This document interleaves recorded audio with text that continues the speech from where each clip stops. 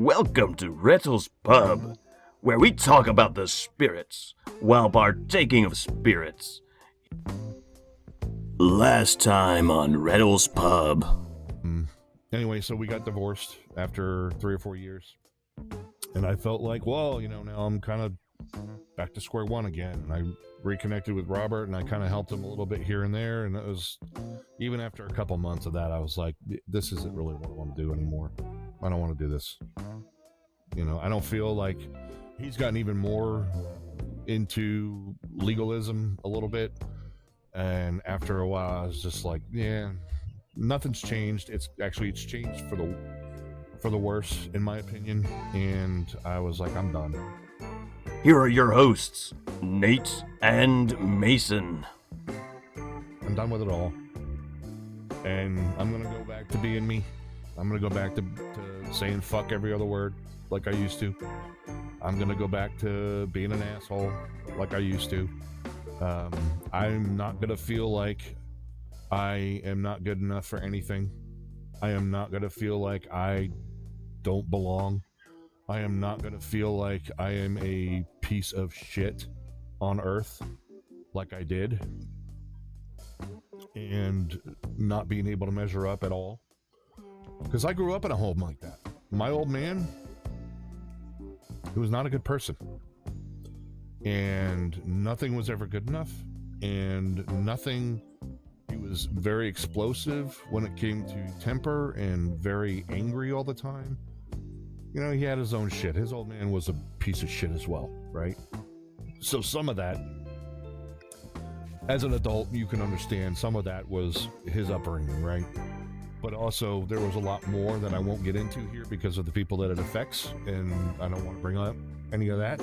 But he was just not a good person. He was a piece of shit. And I grew up in that life where I always felt like I wasn't good enough, where I didn't feel like I belonged.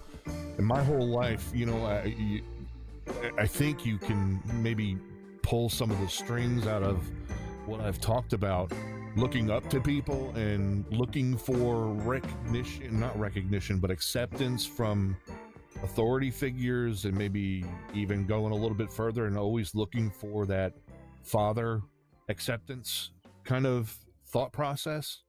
I think I was doing that a lot with Robert. He was my spiritual mentor for a long time. But I think maybe even some of the disappointment was more along the lines of him letting me down with that. But I put that on him. That's my responsibility. I put that on him. But so long story short, that's where I haven't really been doing anything when it comes to churchy stuff since 2013 at all. That was the last time I saw Robert. Haven't talked to him since. Another friend of ours, Nate, Robert Williams, we used to call him Dub on God Plays Forum. Mm-hmm. He and I did a lot with Robert. He did it obviously remotely because he's up in Toledo, but he is also kind of in the same boat as I am now. He's like, I don't know if you would call me atheist or if you'd call me agnostic or just disillusioned. I don't know what you would call me, but him and I are in the same boat, and we have conversations, every now and then, and also like you and I, where it's like we just message each other out of the blue. Hey, nothing ever happened. You know what I mean? It was like he and I actually have connected kind of not quite as strongly as you and I have, Nate, but he's a kindred spirit in my mind, but he is also in the same boat. Probably shouldn't be telling people his story, but I won't. But he grew up in church like we did. I think he was in Southeast Texas, so it was even worse. Where was he at? Southeast Texas. Soulsby, I think. Okay. Oh yeah. That's where or that area. That's the sticks, boy. Yeah. That's even stickier. Yeah. But I liked Robert. I liked him. He's a fucking great guy. I love that guy. All the graphics and everything that I've had done over the years for the Lennex Brewing. And for when we were doing the Lentex lighting stuff, and even for I'm Hangry Y'all, he did all that. No, I didn't know he did that. He's a graphic designer. Yeah. Huh. He did all that, and every time I offered to pay him, he goes, "Keep your fucking money." So, yeah, I mean, he is just damn good people. He always seemed like and I'm going to use this word, but he seemed like a sweet guy, like just a generous, real he's sweet. Not guy. a sweet guy, but he's a sweet guy. But yeah, he's a sweet spirit. You know, his absolutely is. Yeah. He's a great guy, and I love that guy. So that's kind of where, you know, my rambling brought me around to finally finishing the story a little bit, but you know, that's where I'm at. And again, I don't know what I would even call myself anymore. My wife is very much an atheist. You know, we kind of talk about churchy people every now and then because, you know, sometimes they can come across the, you know what I'm talking about.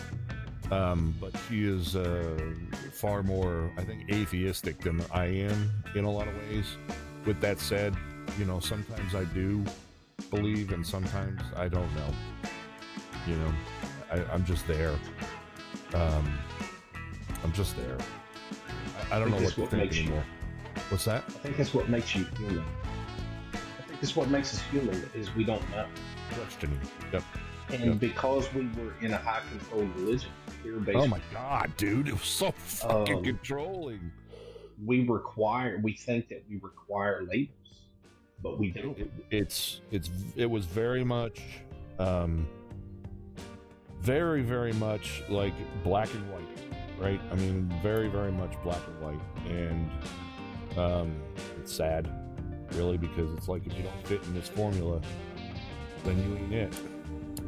But we were taught that outside fundamental Pentecostals, right, that there was no salvation outside our denomination. So, and that's another label that we place on ourselves. You know, and in my listening, I mean, I've known your story. We talked a lot about it back in the day, but I think that's the reason why you and I mesh so well is some of that same upbringing. You know, I probably didn't go through the stuff you did as a kid as far as the abuse and things like that, but there was always spiritual abuse. Yeah, there was always that I'm never going to measure up to. I'm never going to, and I was always looking for that mentor. Yeah, and no one filled it. And no one stepped up. And even the ones that wanted to step up wanted to do it in their way and not what I needed or not what you needed as a human being. They wanted to do it in their way. So, and we all know how that worked out for you, unfortunately, both of you guys with your, you know, your situation. And so I was very much in that same boat. Still am to an extent. I think where I'm at now, I no longer look to other people. I don't look to some external source. I tend to believe that whatever I need is what you see right here, and anything outside of that is not bad necessarily. Yeah, but I don't need any of that. I have just as much intelligence, spirituality as anybody else, and especially at our ages, right? I mean, I'm a little bit older than you guys, but especially at our ages, it's like I fucking made it this far. He's a little older than a bit. Yeah, a little bit older. Yeah. I'm like a little bit older. Yeah. You know, it's like you look at it and you're like, you know, I don't know shit, but then you look at you look at your life and you're like, I made it this far. Yeah. I must know something. Well, there's a point where like I quit trying to know. That too. You know. Yeah. I just I'm at the point now. You know, looking at it from that perspective in a spiritual sense, if you believe in guidance or, you know, you don't believe in randomness, you believe in there's some kind of order to everything, which I don't know that there is. Maybe that's what it took for people like us to get to the point where we're like, well, maybe I was looking the wrong place. Maybe I was looking at the wrong thing. Maybe I was looking for the wrong thing instead of that mentorship, that father knows best bullshit. Maybe I should have been looking at, what do I need to figure out for myself? Who do I need to be for me? Maybe that's what it was. Maybe that's what we needed. Well, I don't know. Yeah, I think that's, I was telling Celeste earlier this week, we were talking about you coming on and I didn't know whether you're atheist. I kind of leaned that way, like he's probably atheist or agnostic, whatever. And I told Celeste, I said, even in my spiritual stance now, I still am almost an atheist. In that, I don't believe in the God of the Bible, or the Quran, or the Jewish Bible, or any of these things. But there is something greater. I do believe that. I believe there's a thread of connection among everybody and everything, and in not some tree hugger type way. Yeah. More of even a scientific way. The idea of string theory, where all things are connected. What is that connects all things? You want to talk about fucking brain liquefying shit? That string theory is just like, what? Yeah. But that's kind of where I'm at, and it's allowed me to realize I'm worthy. I am just as good as everyone else. No matter what people have put on me, it doesn't matter. And so know your worth. Exactly. And I almost wonder if where you are, where I am, and Adam Mason is not where we should be. Where we're not boxed in by some legislative religion, and we're open to the wonder of the universe, and understanding that we don't understand it. Yeah. There's things that I'm like, I don't know how to explain. I've had stuff to happen to me in the last few years that I know that I'm like, I don't know how to explain any of it. Mm-hmm. And at first, what killed me was not being able to explain it, even though I wanted to. Now I'm like, it just happened. I don't know. I don't fucking understand it, but it happened. You can't tell me it didn't happen. Yeah. You don't have to believe me. Yeah. I know what happened, and I'm okay with that. I'm not trying to prove anything to anybody. Yeah, I think the thing you hit on there was our old ways of doing things is we have to be able to have an answer for something, right? We got to explain it. You have to, because if somebody asks us something about the Bible, you have to know it. Well, or whatever. Ask you about God, you got to be able to know. You got to be on it, boy. You got to be on it. You got to have an answer for everything. You got to have a witness. That's not how life works, man. No. No, because you're eventually going to get to a point where something doesn't make sense. Yep. We need to be, we are learning to feel comfortable with living in the mystery. Mm-hmm. And being comfortable with not knowing. Because we're not required to know. And we're not required to explain it. Well, allowing ourselves to not have to explain it. We have to accept ourselves and our limitations and our inability to explain everything. And I think it's harder maybe at some point for not only growing up the way that we did, but also us being guys, and our nature is fix it, explain it, fix it. Casey, my wife, she'll tell me something about her day or whatever, and my first instinct is, well, you could do this, you could do that, you could do this, and sometimes I say it, sometimes I get in trouble for saying it, because all she wants me to do is just listen, right?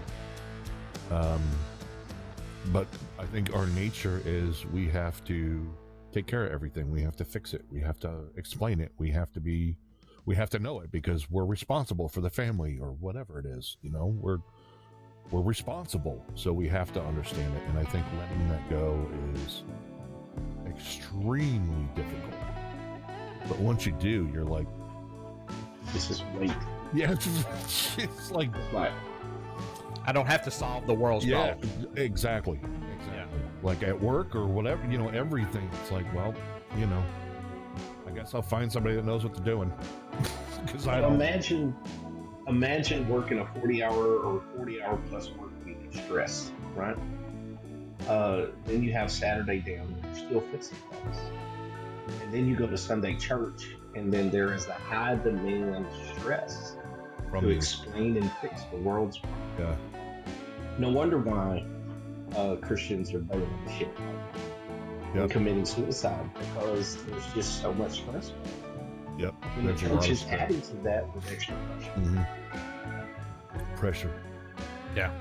It's people don't realize, and I don't know if it's my age, like you said. I have a tendency to believe that had I not went through what I went through, the change, and I've said it, I don't know if you've listened to the past stuff that we've had, but I told Mason that I had more of a conversion experience just after we saw you at your house like the week after is when all this started. I had more of a conversion experience then, that Paul on the road of Damascus, than I ever did in any religion. And how do you explain that? Because I didn't believe any of it, and so I think that when you start shedding the structure of religion and start just letting things be, doing what you do, be who you are. I mean, you are who you are because of whatever reason. Yep. There's got to be a reason, but I don't think you have to know what that reason is. Yeah. You just be who you are. Let whatever happens happen. Yeah, and if there's something that you want to work on it. If there's something, if you don't think that you can do it, do what you can, right? I mean, don't, and I still do this because I live in my head sometimes. I beat the shit out of myself. I mean, I beat the living shit out of myself mentally and emotionally a lot, and a lot of that is my dad living in my brain rent-free still. He's been dead since 2015, so almost 10 years now. And he still lives in my head rent-free, unfortunately. And I still find myself like mid-thought. Where the fuck did that thought come from? But it's always been there, and it's been... and it's the same with the religious aspect of it, where it's like, sometimes my first reaction is to be like, that judgmental motherfucker, and then I'm like, I don't really think that. Why did that even come in my brain? Or sometimes, why did I even say that out loud? Because it got that far. But it's like that's not me. I don't feel that way. They can do whatever the fuck they want. I don't care. It's not my problem. It's not my life. But I think there's like you said, there's a lot of shedding that you go through, and it's like it's layers upon layers upon layers upon layers, and before you know it, you may or may not get there before you're dead. That all of those layers are gone, or maybe there's still plenty of layers left. I don't know, but I think life is a process. And, it's a journey. It's a process and a journey. Yeah. I mean, it's like I have a saying that I live by, and sometimes it's like a Facebook meme. I have two mottos. It is what it is, and what the fuck was that? Right? It's like, well, where the fuck did that come from? Well, the monk in me is, well, it is what it is, whatever God's will is. And the other one is like, where the fuck did that come from? Yeah. Have you ever listened to Ram Dass or heard of Ram Dass? I haven't really heard of him until I started seeing some of Celeste's posts, so I follow him on there. I will say there are some things that when he says, it does seem hippy-dippy to me a little bit, but he was a hippie, so that's probably... Yeah, I mean that makes sense, right? I mean, but there's seeds of truth in everything, right? I think so. I'm not closing my mind, but there are some things that I've seen from him where I was like, I agree with that. Yeah, but what are you going to say about it? he has a thing where he's talking about, you know, he's a spiritual leader. You know, he doesn't consider himself religious or anything, but he said, I'm trying to be an example to people. The best version of himself he can, basically, yeah, right? And he's talking about, you know, lack of attachment, and all these spiritual concepts. He said, and then I'll be in traffic and I'll be like, motherfucker. Yep.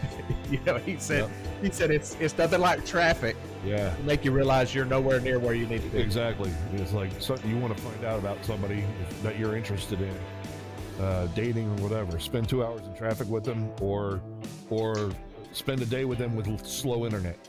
Yeah. Oh yeah. Mine's the slow internet. That's well, me. actually, I'm not gonna lie. It's both traffic and slow internet. Yeah. I'm a little bit of enlightenment and a little bit of go fuck yourself. Yeah. That's me. I'm a whole lot of both. Yeah.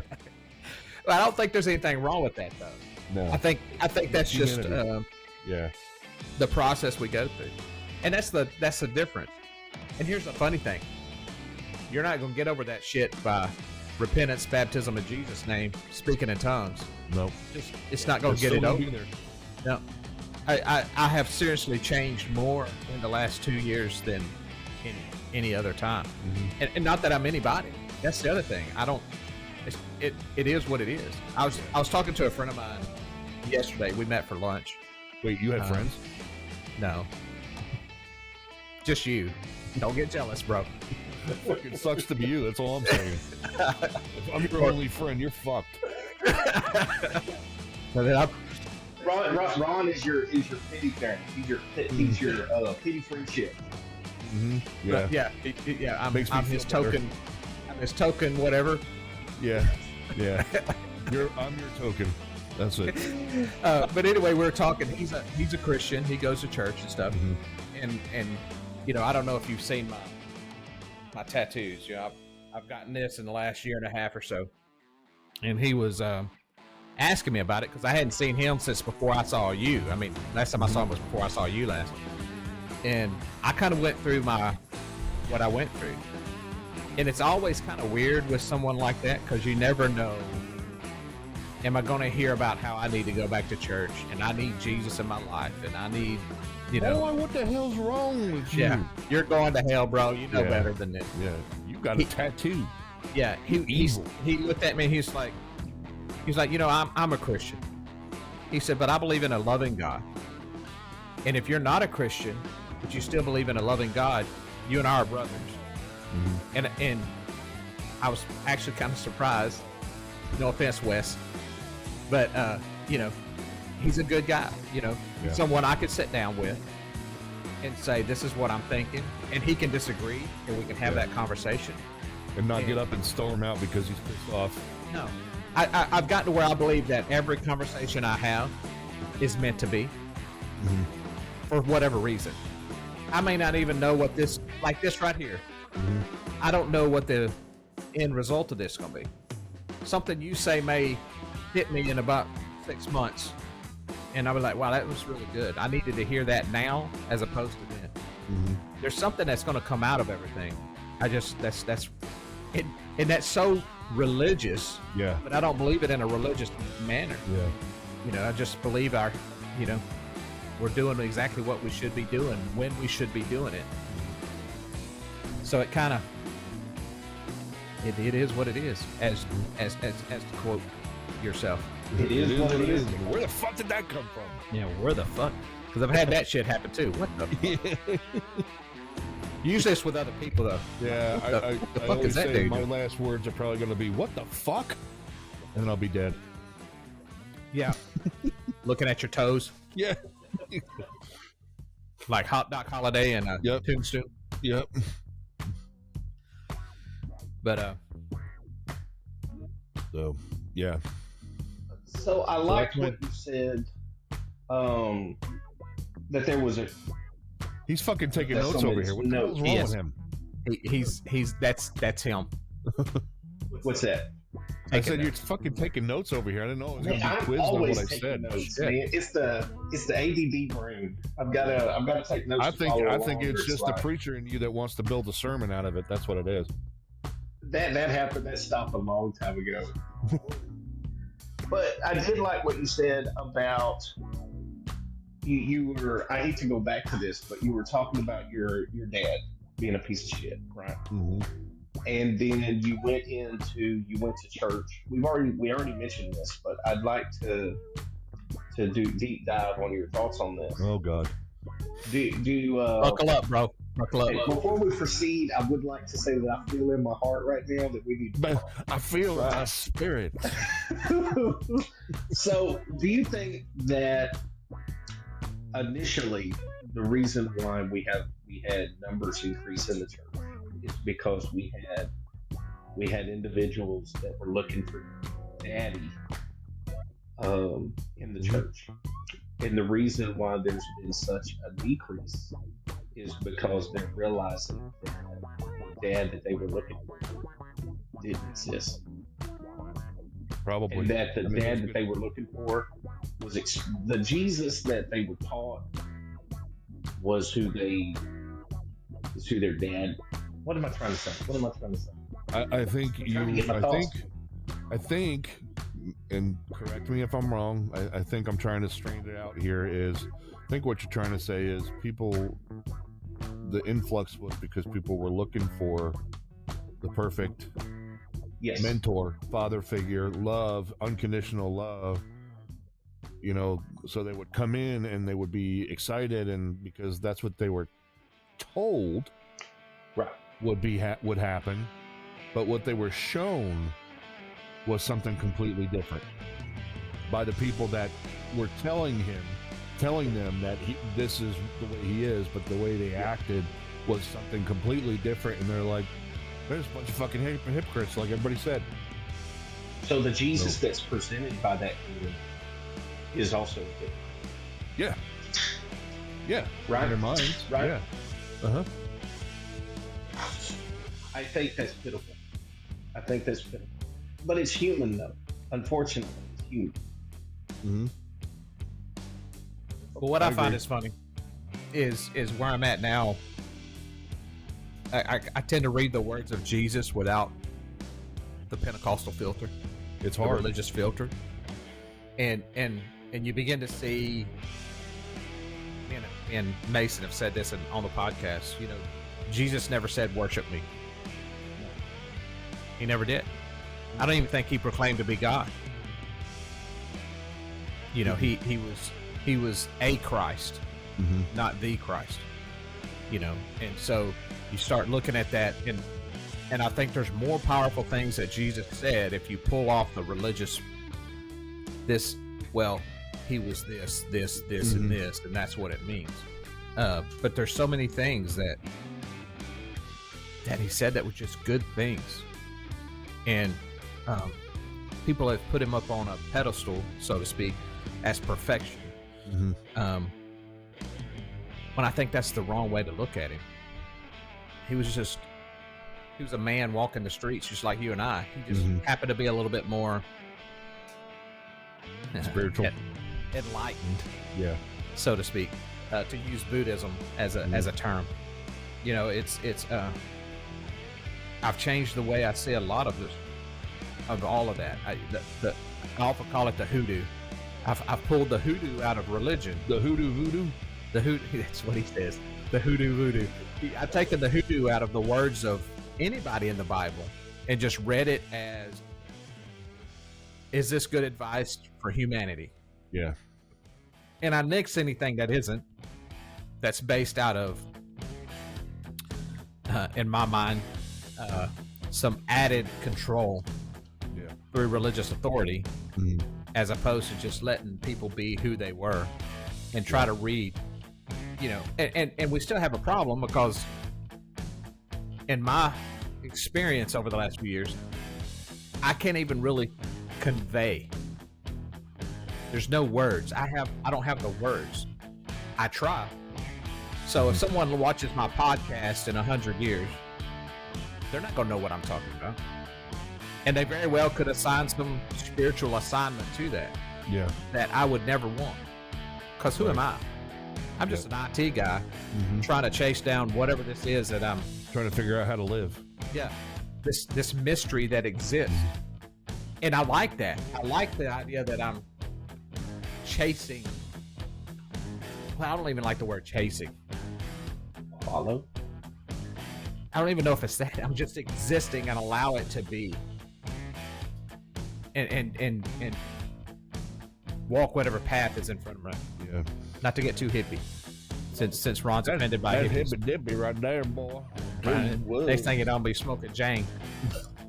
I think we exist in a flowing, right? Where we're just in the river, all right? We're floating the river of life. We're just letting it carry us. And we have people, we grew up in a groove that was trying to control that on how to maneuver the river. You should just jump in the river. You know, I find too that if I just let go and let God, you know, Yep. like I'm triggered. It's totally triggered. Yeah. Another calm one. down, Ron. It's okay. He's over here shouting. Let's throw some praise music in there. Cocoa Puffs. But if Cocoa Puffs, caught in an eye, Cocoa Puffs. Yeah. You know, the Pentecostals are really mad at us right now. Or anybody who speaks in tongues. Oh, Hamada hot tea. Up next on Rettals Pub. Anyway, I find that if I let go,